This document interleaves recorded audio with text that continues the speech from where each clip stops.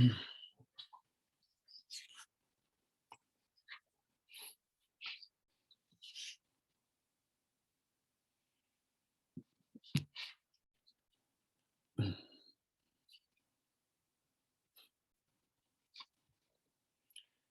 folks. So we're going to continue our exploration of morality in ancient Greek ethics.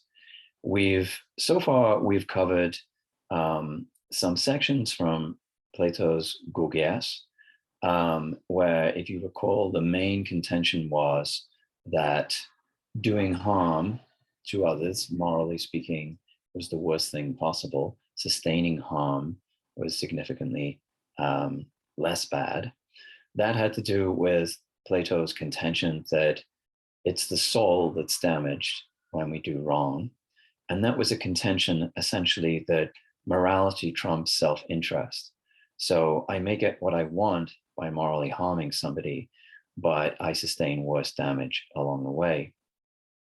In the last video lecture, we looked at Aristotle's virtue ethics, and we saw his significantly different approach to ethics. Rather than it being about moral insight, which is the essential Platonic teaching on that, essentially for Aristotle, flourishing, doing well, attaining happiness, leading the moral life is about gaining skills, aptitudes, excellences of character, things that allow me to operate well and become an excellent human being. And the principle there is really one of repeated action and habituation, which becomes in time a sort of semi-automatic way of, or a sort of internalized way, if you like, a sort of self-taught way of doing the right thing. The goal of the moral life, in both cases of Plato and Aristotle, is happiness, but the means to achieve happiness are significantly different. And the meta theory, what is it that allows us to become happy, is very different in both cases. In this lecture, I'm going to consider the limits to human agency. This has already been touched upon when I started to look at and discuss Aristotle's take on freedom and happiness. You'll recall that for Aristotle, there are two obvious limiting factors, two other forms of cause, as he sees it, which are not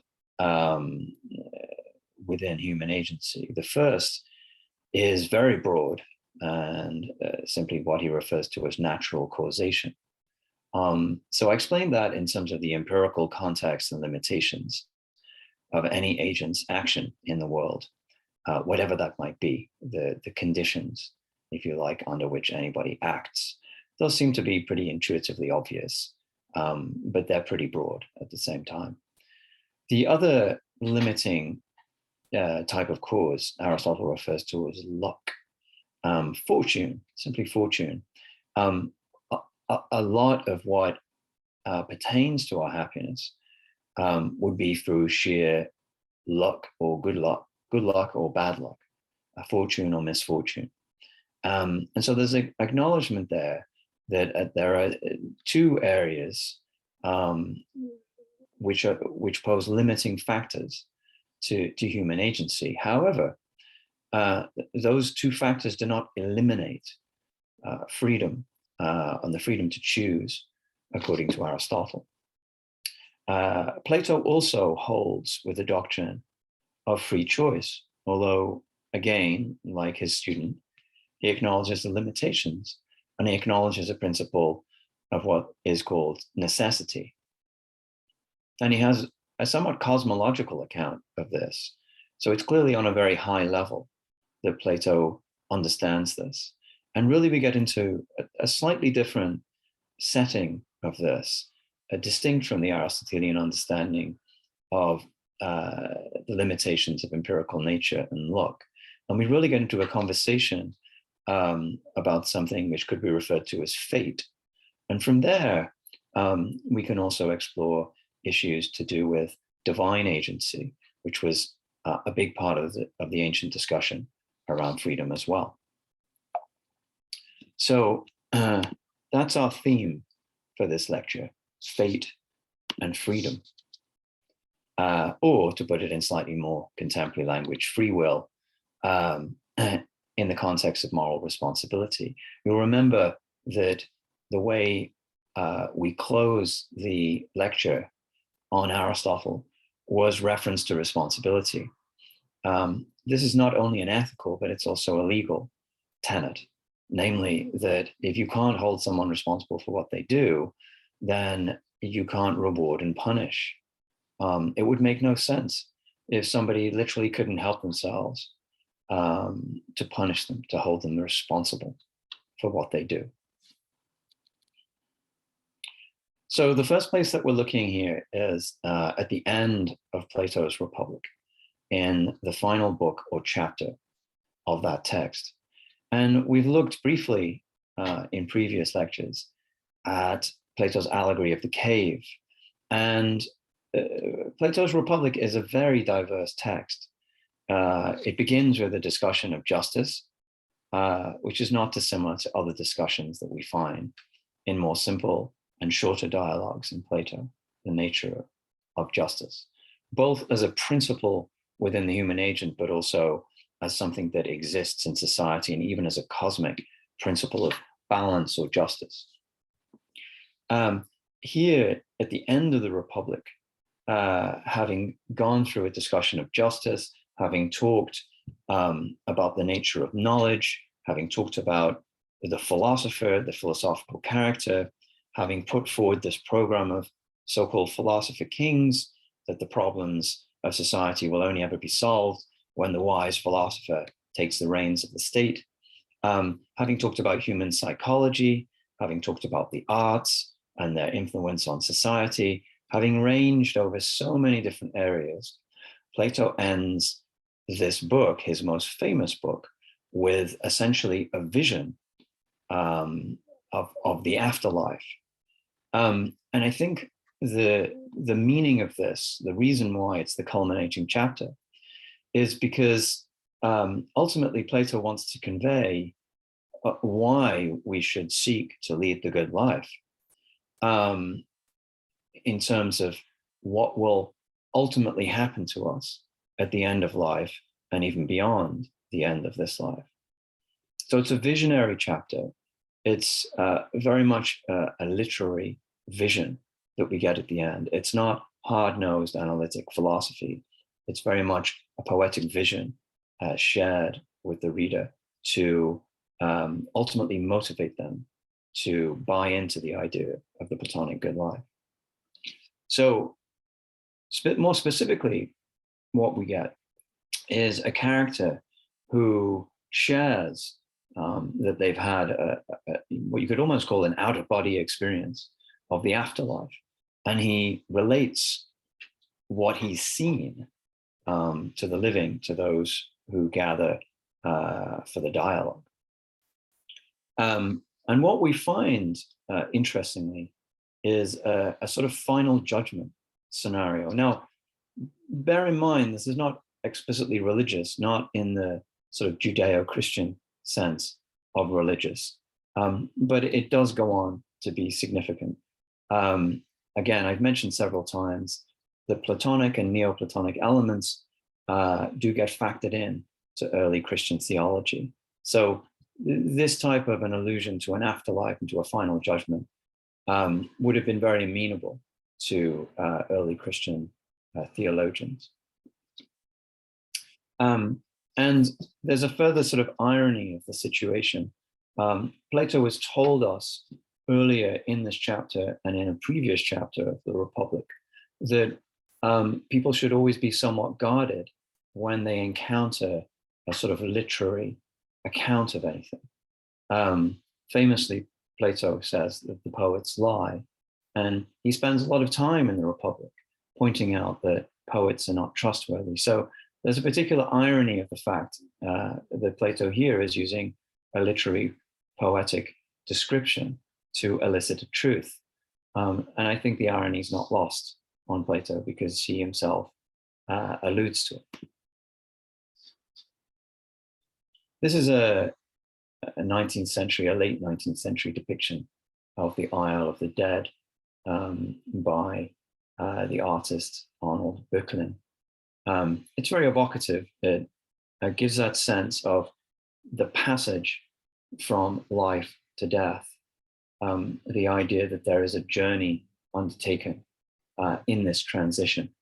And we see this sort of figure, this shrouded figure, being rowed across the sea to the island. And the island is occupied with these towering, dark cypress trees. The idea here is this sort of transition to another world, very evocative. And it just gives that sense of the sort of the mystery of death. And death is something that is repeatedly contemplated in ancient philosophy. Ancient philosophy has a lot to say about the meaning of death and its significance for life. So what we find in Plato's account is, as I said, a sort of final judgment scenario.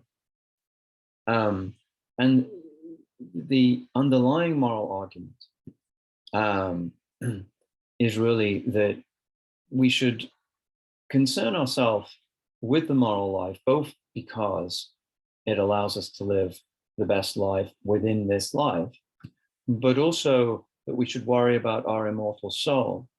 That is to say that even if we feel that we have a good life while we live immorally and we profit from that, and we gain a reputation and so forth, that even under those circumstances, we risk damage to our immortal soul. So there's this idea that there is a sort of cosmic judge that awaits us. And again, I'm sure this sounds more like a sort of religious perspective, but one of the things that I think it's worth pointing out about ancient philosophy is that philosophy and thoughts about God are very much intertwined. The sort of concern in that philosophy is something very distinct from theology and so forth is a modern anxiety. It's not present in ancient Western philosophy. So the idea then that there's justice within life and there's justice beyond it, and underlying this is, as it always tends to be in ancient philosophy, the theory is underpinned. The theory of justice in this case is underpinned by a theory of the human condition. And I touched on this before. It was most probably an original teaching of Socrates, that the soul, each individual soul, was undying and permanent, and that the body decayed, but the soul went on living. And this is referred to famously as the doctrine of metempsychosis, the idea of the transmigration of the soul, that the soul will survive the death of the body and will be ultimately reincarnated in a different form, not necessarily a human body. It could be the body of another animal, but that the soul will go on and as it were, recycle many, many times. So we have a sort of cycle of reincarnation. And this is important because the justice, as it were, as it's deemed to be, will play a great role in how an individual is reincarnated. The reward, as it were, of this good life will find itself expressed in the form that life takes for that soul the next time around and the next after that and so forth.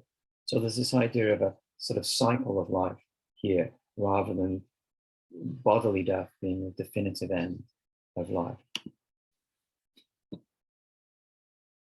And the vision itself it centers on what are called the fates, in Greek, the morai. And the morai are a traditional conception. It's not Plato's invention. These are, if you like, given myths and beliefs that Plato pulls off the shelf to illustrate what's going on. And in a certain sense, the fates stand for the three dimensions of time, the past, the present, and the future. So we get three fates personified as females. The first is lachesis. The translation of that is really the divider of lots. And this fate relates to the past. That is to say, how have I lived up until this point? And the lot, the idea of the lot is as in a lottery. That's where that principle of chance comes. But it's also my lot in the sense of what is given to me, the life that is given to me to live. So the idea that brings up the idea of a certain predetermination, that I have to live out my life. This is a notion that we can certainly find in the Homeric myths, and it gives a certain tragic pathos to any life. The most obvious example of that would be in Homer's depiction in the Iliad of Achilles, and Achilles' prediction that he will die in the Trojan War. And that's in a sense, the essence of tragedy, that someone is aware of their fate, but nevertheless has to, as it were, live it out to that endpoint. The other fates are referred to as klotho and atropos. Atropos meaning literally the unturning. And these fates relate to the present and to the future, respectively. And that sense of the unturnability of the future, I think, is to elicit the sense that the future is set. That's, I think, largely for us counterintuitive. Largely speaking, at least psychologically, we would feel that the future is yet, because it's yet to happen, in some sense open and not fixed and determined.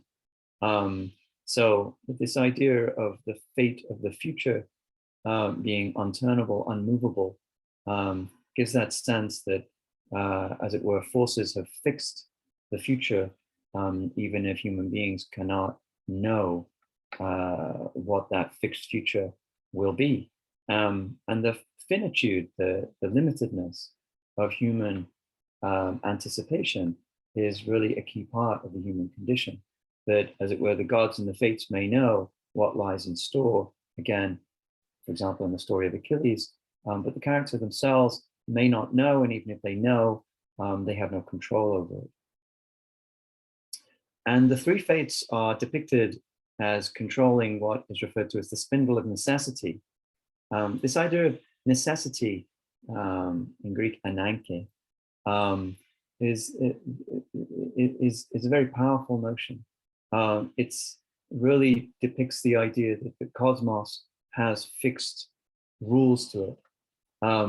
And perhaps to a culture such as our own, which is very given to the idea of openness and freedom, that sounds claustrophobic and perhaps even frightening.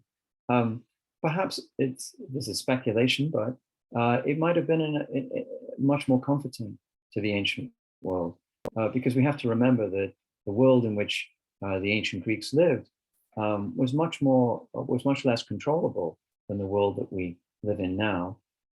They knew nothing of the kind of technological control that we take for granted over the forces of nature and so on and so forth. Of course, even for us, nature is not completely tamed, by no means. But still, I think we should not assume that this idea of necessity is a sinister one. And in fact, it might be quite a comforting one, because it points to the reliability of, if you like, the laws of nature. And that's something that's a backdrop against which one can feel that there's a certain cosmic order. And this key expression that Plato uses in the division of lots, in how individuals are reborn, I think is very telling. He says in the translation that responsibility lies with the chooser and not with God. So we have this very interesting juxtaposition. On the one hand, we have the idea of the three fates who are, as it were, orchestrating or managing the process of rebirth. But at the same time, the choice of lots falls to the individual. So, in modern jargon, this is a sort of compatibilist account of freedom and necessity. It's not that the three fates stand for utter kind of cosmic necessity in the sense of utter determinism, with no space for freedom. There is space for freedom, but the laws of the cosmos, as it were, dictate in the confines and what sort of choice someone is likely to make. So there's something of a paradox there.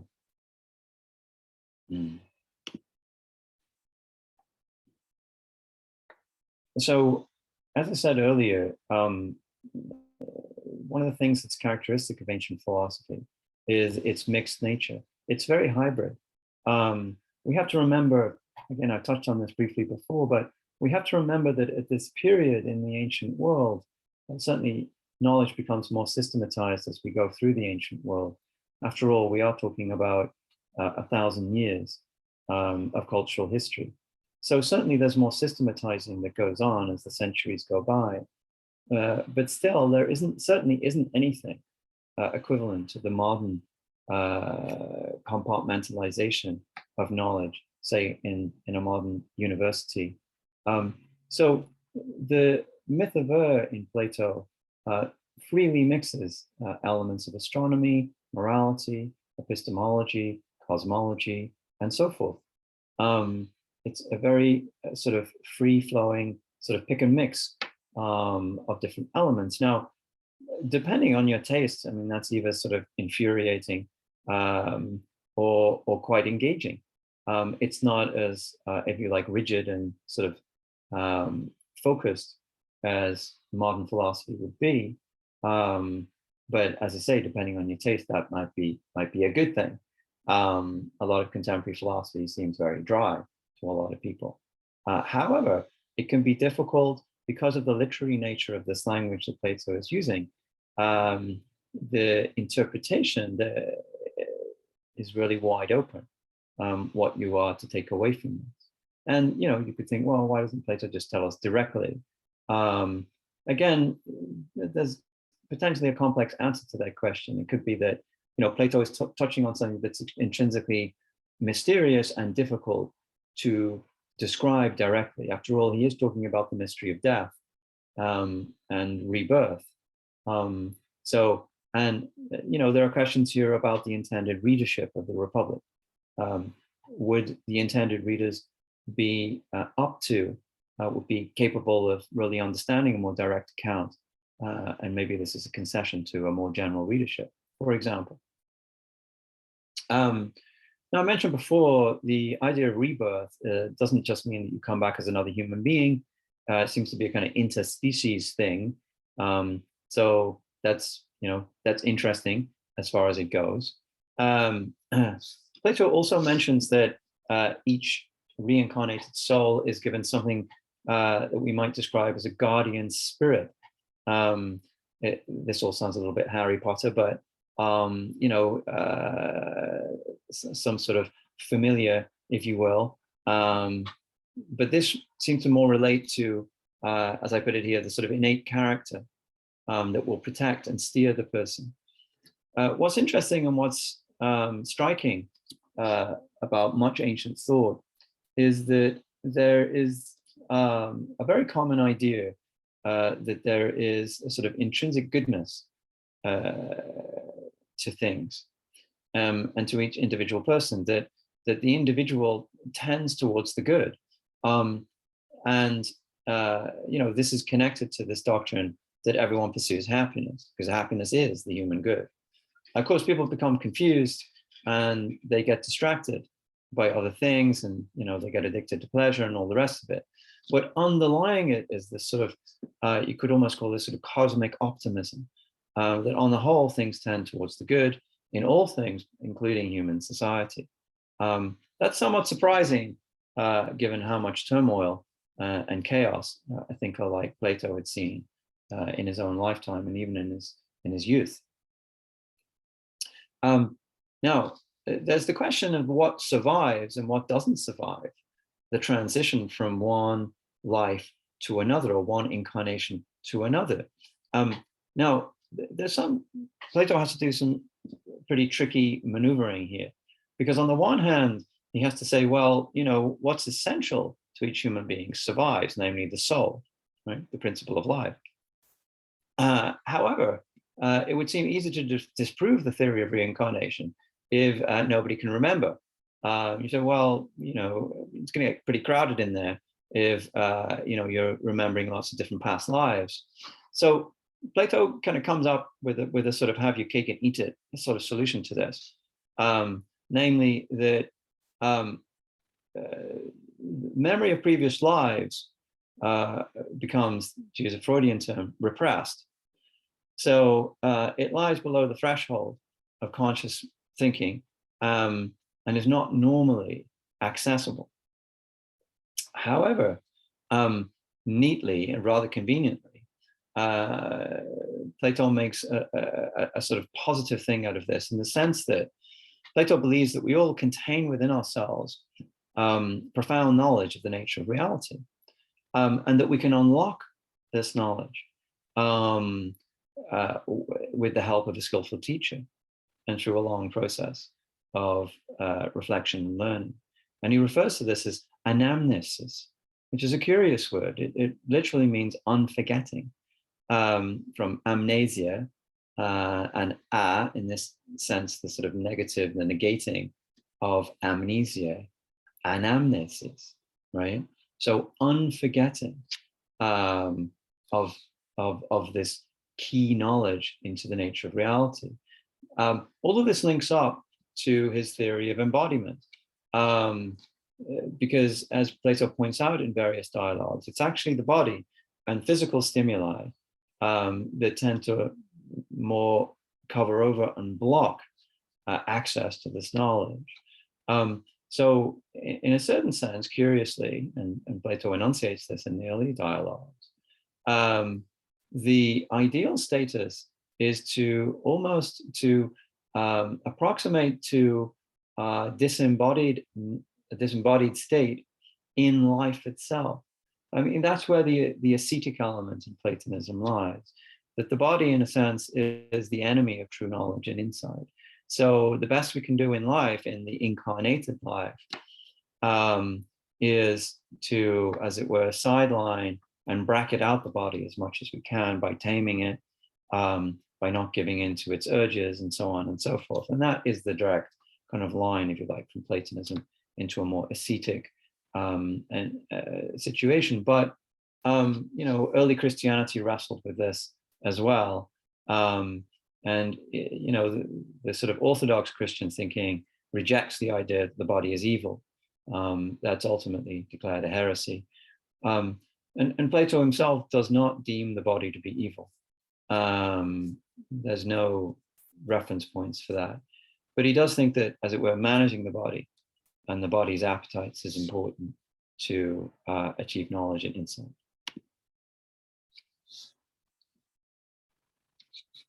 So I've been talking so far about the nature of the soul and rebirth in Plato.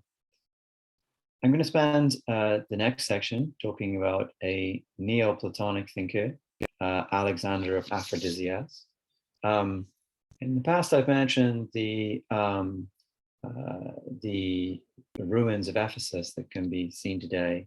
There are also extensive ruins in Aphrodisias that is somewhat more inland in modern-day Turkey. I visited the site myself. It has a very impressive ancient theater and some more ruins.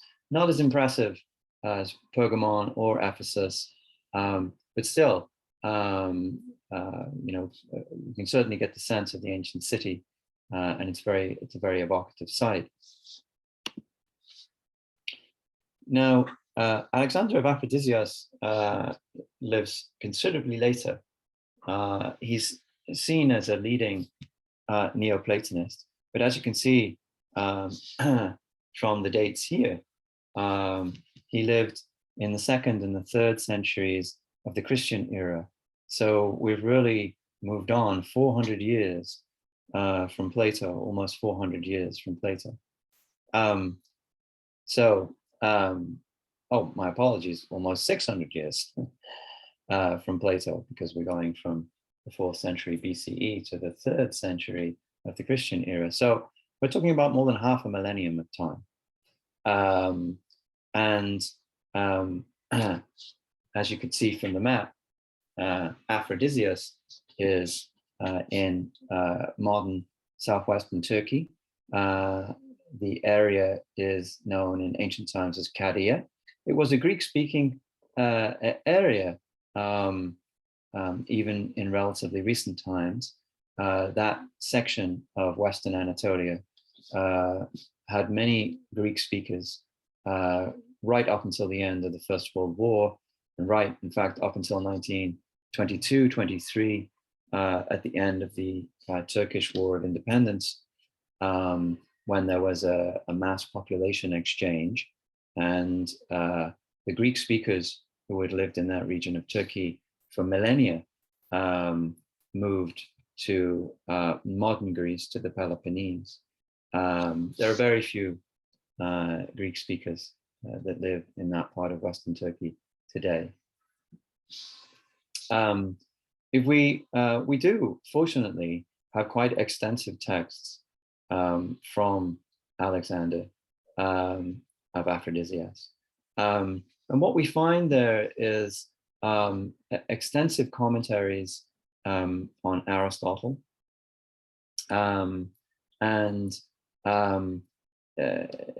he offers very important reflections on the nature of Aristotle's texts.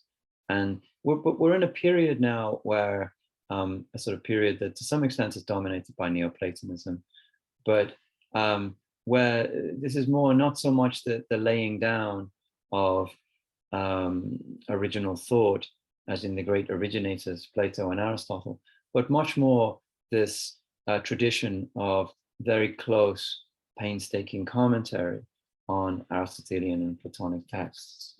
And it's an important period in which we have the transition from these ancient thinkers, these ancient Greek thinkers, into early Christian theology. So that's something else to be borne in mind. That the preoccupations with divine action and the relationship between divine and human action, that's very much one of the preoccupations of the thinkers of the time. Overall, the position in the text that were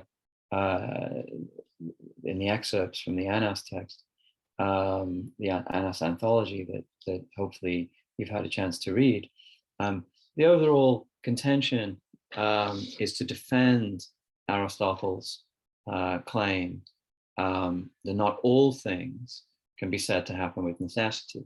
So it's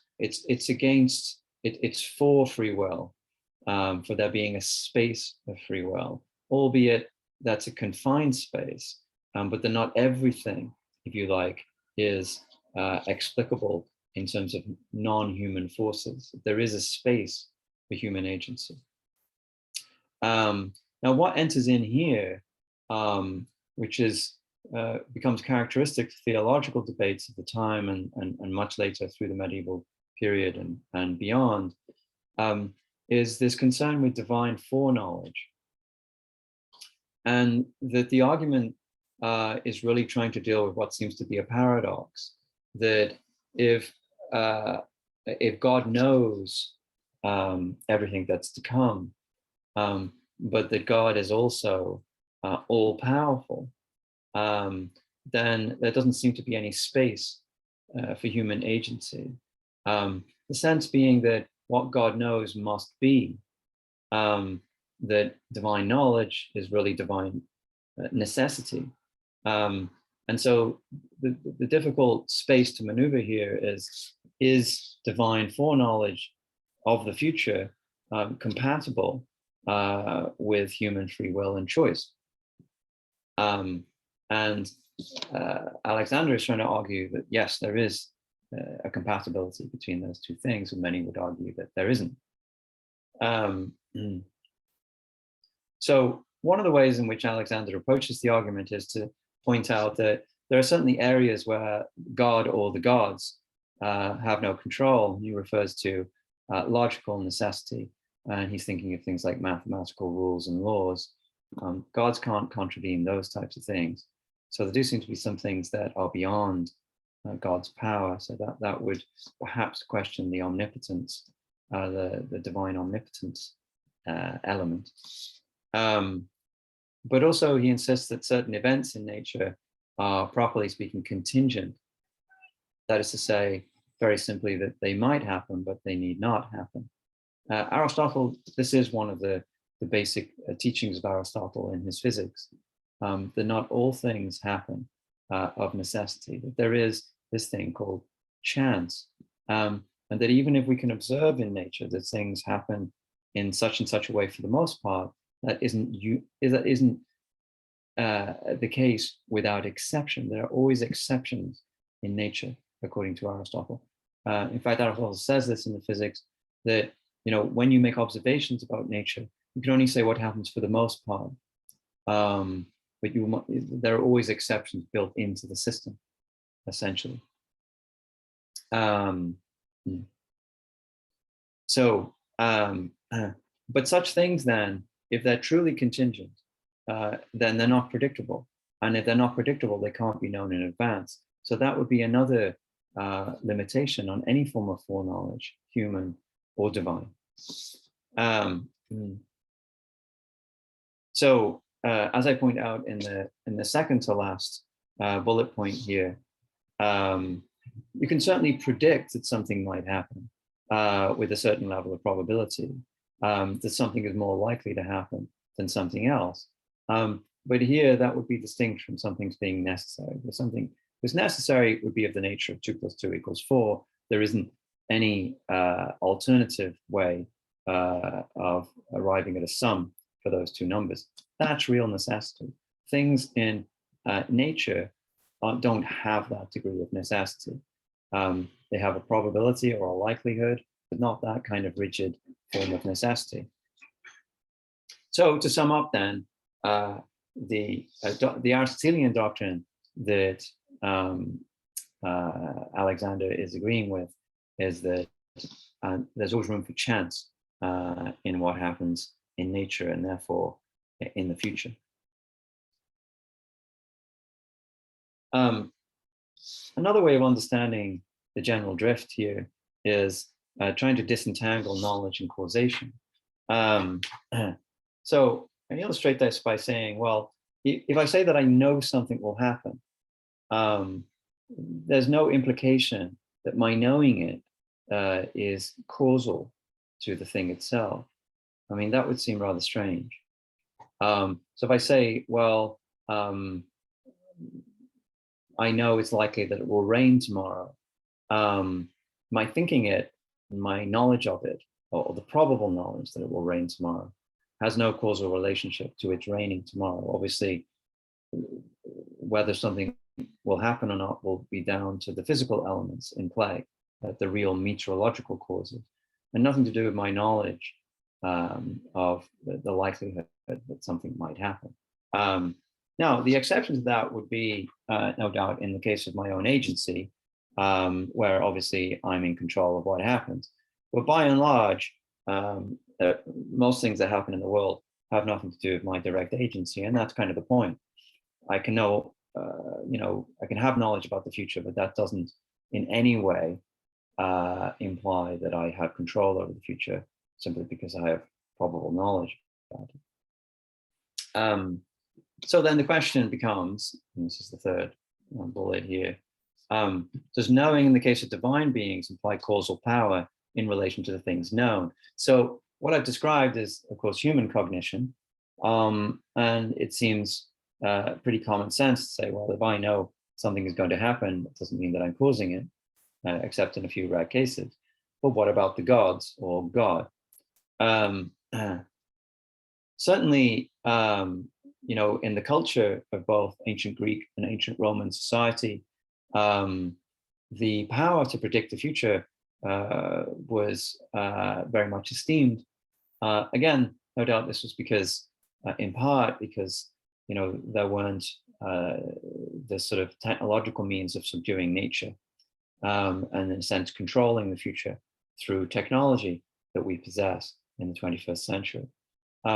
But there were lots of elaborate ways of predicting signs, the connection between signs and predicting the future, and there would be various claims to knowledge, almost, but more in a sort of magical way, as we would see it, examining the entrails of animals, looking for omens and things like this. In a modern context, we would say, well, these are just superstitions, but it just points to the fact that there was a concern, there was a sense in which some people had better knowledge of the future than others.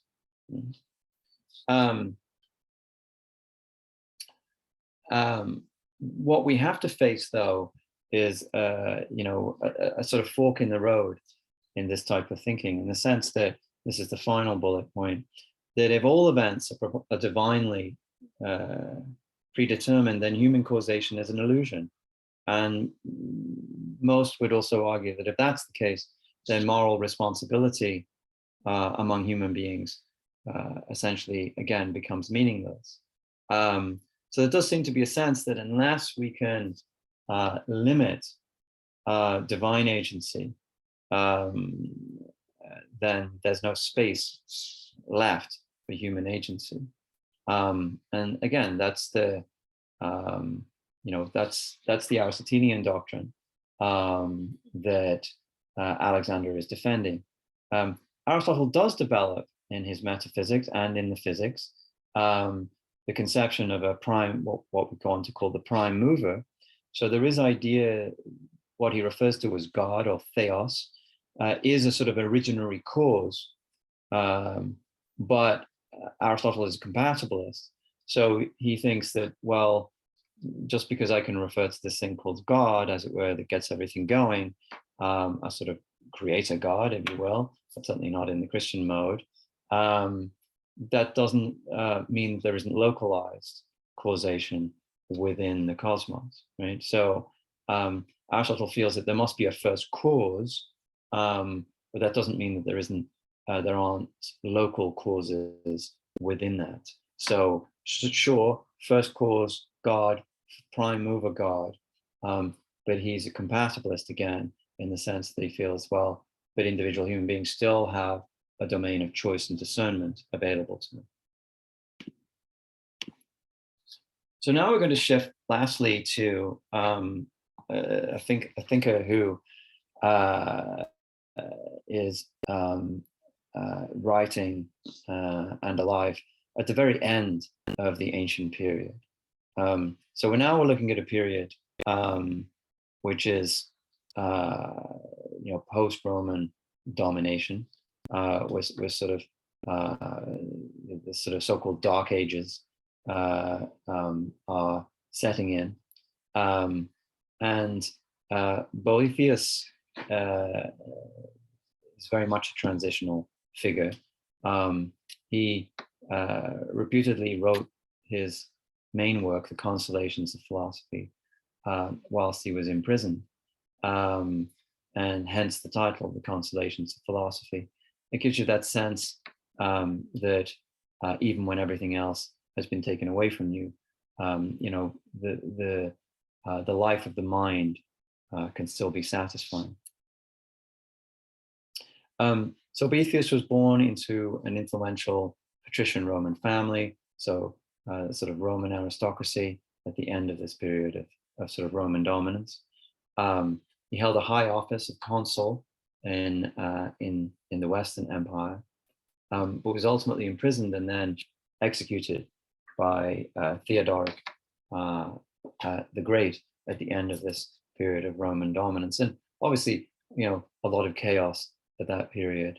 It is also, intellectually, culturally, a period in which, again, Christianity is not only on the rise, but it has, has long since been accepted within Roman culture as the official form of religiosity.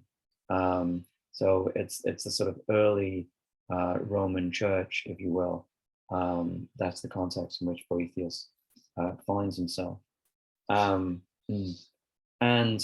part of his life's work is to translate the Platonic and the Aristotelian writings as they're available to him into Latin. Earlier periods of Roman thinking, there was a certain acquaintance with the original Greek, and certainly Romans in earlier centuries would learn Greek. It was part of their sort of cultural education. But in this period, it's more likely, as in, for example, St. Augustine, who refers to his bad Greek in his writing, The Confessions. The Consolations really becomes an important book referred to and revered throughout the Middle Ages.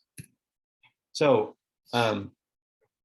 again, as with Alexander 2 centuries earlier, or 2 or more centuries earlier, had really already circumscribed this problem of divine foreknowledge, and how is that compatible with human free will and moral responsibility.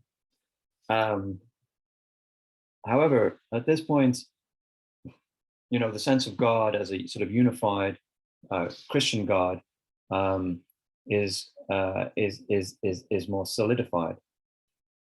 So this makes the problem more difficult, because we do really have a sense of a sort of God, a unitary God. Also ascribing anything false to God, even Plato had a hang up about that. One of the reasons why Plato critiques Homer, for example, is that Homer describes the gods, the divine, as making all kinds of mistakes and being subject to sort of aberrant passions and so on and so forth, and just sort of interfering in a sort of gratuitous way in human affairs. And Plato really couldn't tolerate that.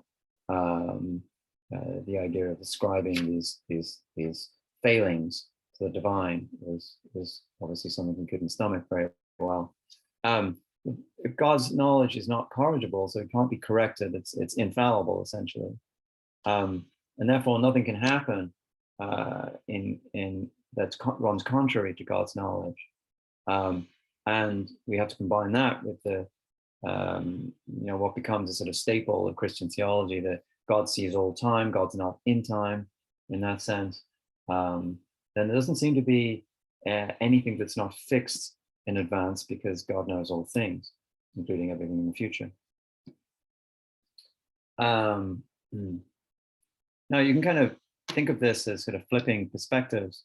On the one hand, normally speaking, you would say, if you make a claim about something and say, well, I had breakfast at 9 a.m., normally the truth of that statement would relate back to the events themselves, obviously, and not the other way around. So it's not my saying it or knowing it that makes it true. It's the truth of the state of affairs, of the facts, that make the statement true, and therefore the knowledge true, or the claim to knowledge true.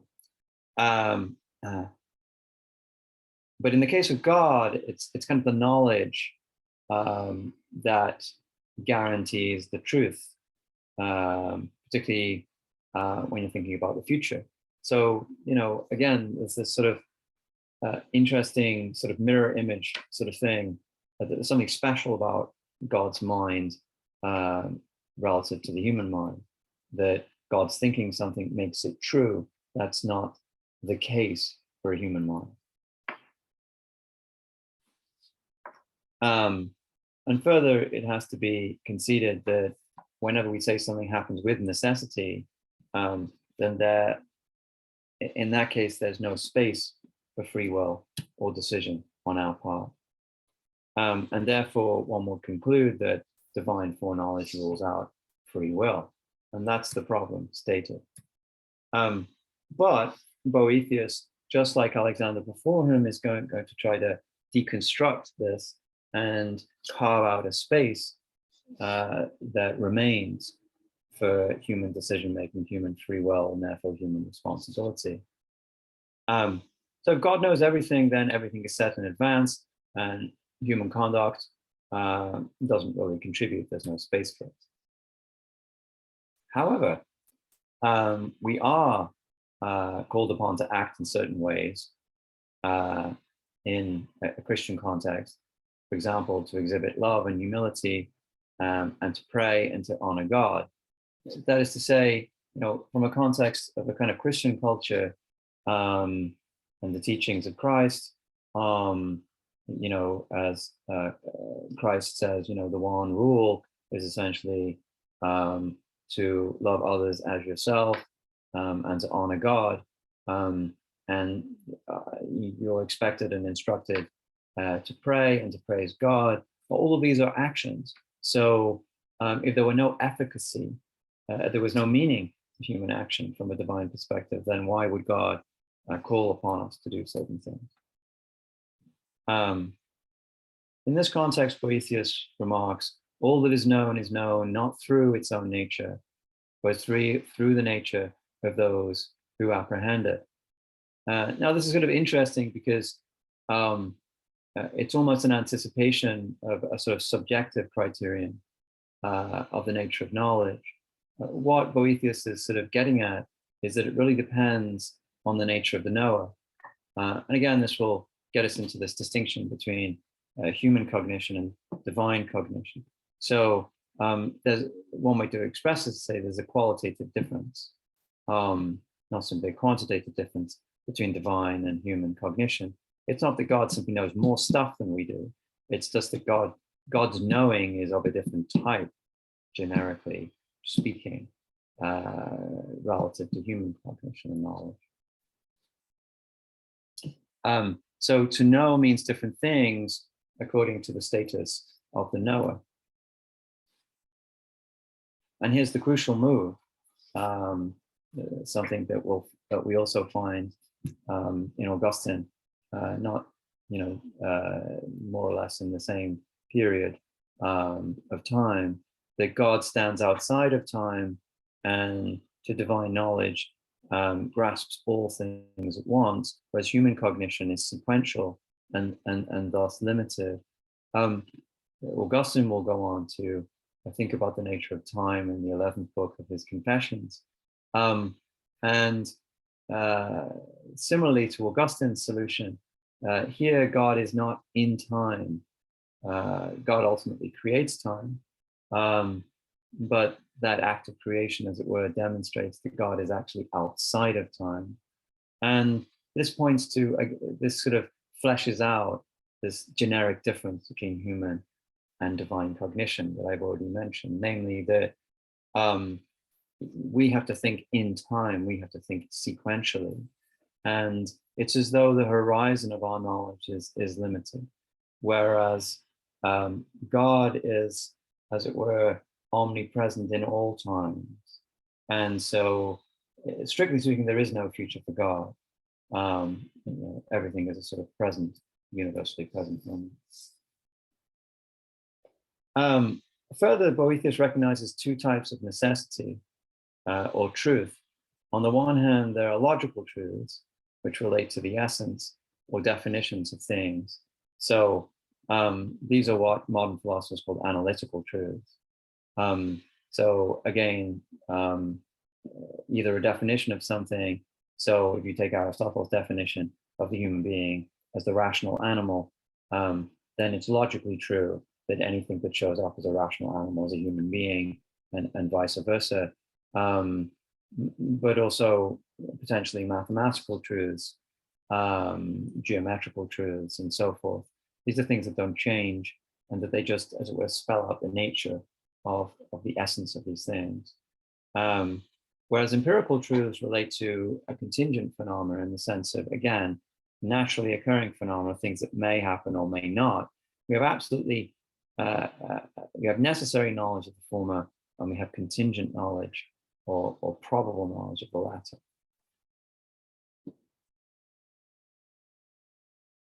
Now, God must be cognizant of all human action.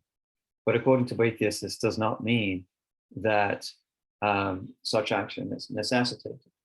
And that must mean then that human action belongs to this latter, in God's mind at least, must relate to this second category of empirical truths. That is to say, there's nothing given with necessity to any human action. And further, because divine cognition is actually outside of time, all human action is necessarily already known. So God does know everything that we're going to do. The question is not that, though. The question is whether God is causing everything that we will do in the future, in which case he not only knows, but he causes it to be. In distinction, human action and cognition are in time, and hence is not known by us in advance, and is truly freely chosen. So as the agent ourselves, unlike God, we don't see what we're going to do. Therefore, it's not necessitated. Finding it difficult to say that. Necessitated. It's not necessitated in that sense. If you attribute agency to God, then of course God, in knowing something, necessitates it, but not us. Interestingly, but not in our case. Interestingly, this language of necessity and freedom comes back in the 20th century in Jean-Paul Sartre's version of existentialism, where the idea of a necessary being for Sartre rules out freedom.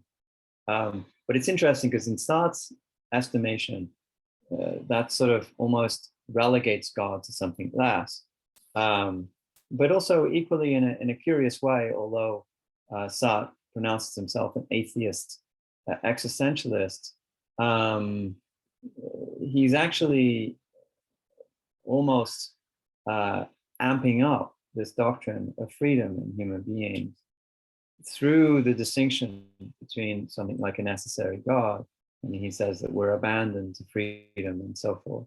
So it's precisely the fact that we lack this omnipotence that allows the space for freedom to open up. So therefore, we get to this conclusion that God's knowing our actions in advance in no way means that the actions, are not free, and that we are not responsible for what we do. So Boethius says, depending on your taste and your take on this, has done a pretty nifty trick of saying, well, yes, God does know everything we're going to do, but he is not, by the same token, causing everything that we are going to do, thereby removing freedom. He opens up and leaves open the space, just as Alexander had done before him, and just as Aristotle had done before Alexander, of saying, well, yes, there is a kind of, and Plato, as we saw earlier, there is a kind of cosmic necessity, but there's still a space left for human agency. And even the fact that God knows all things and could say with perfect certainty everything that I or anyone else is going to do, that still doesn't rule out my freedom, because God's knowing that is not God's causing that. And this becomes a very important part of the elaboration of Christian theological doctrine, that I am free. I am free to choose. and that, as it were, we're not simply God's robots. And ultimately, that becomes meaningful in the context of Christianity in terms of the acts of faith. And again, if you want to look at sort of 19th century existentialist thinkers, you could look at the work of Kierkegaard, the Danish mid-19th century existentialist contemporary of Nietzsche, that it's exactly, in a sense, the undetermined nature, the non-necessity of belief and faith that is the ultimate test. If I was simply programmed by God to do the right thing, to pray, to believe, and all the rest of it, then the value of choosing God, choosing faith, choosing the good, choosing humility and love, and so forth, all of the meaning and value of those things would disappear. So that's the end of this section, this video lecture on free will and necessity. And that is actually the end of our first module or section. So I hope this has been illuminating. I hope it's been valuable to have some commentary on this. And in my next video, I'll move on to the next module and pick up some of those elements there that have to do with the nature of knowledge and the nature of truth.